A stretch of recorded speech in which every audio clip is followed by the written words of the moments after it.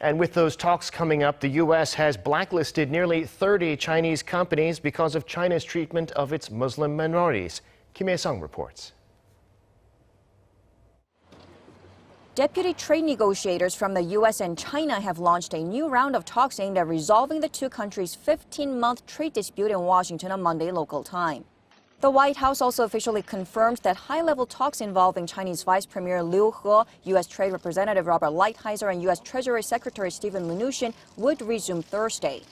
The White House says topics will include China's forced technology transfer, intellectual property rights, agriculture, and enforcement. Now they're coming to see us on Thursday and Friday. We think there's a chance that we could do something very substantial.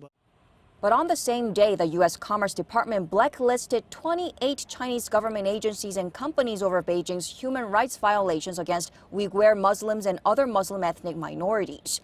These include the Xinjiang region's Public Security Bureau and Chinese video surveillance company Zhejiang Dahua Technology.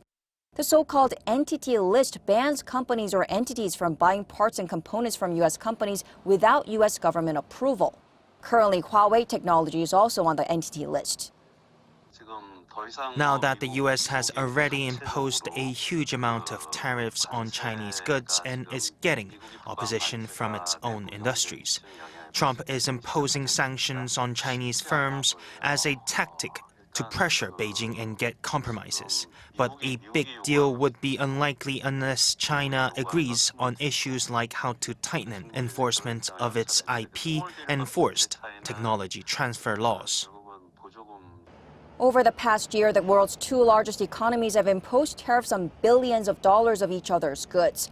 President Trump had said U.S. tariffs on $250 billion of Chinese goods will go up from 25% to 30% on October 15th if there is no progress made in the high-level talks. Kim Hyesung, Arirang News.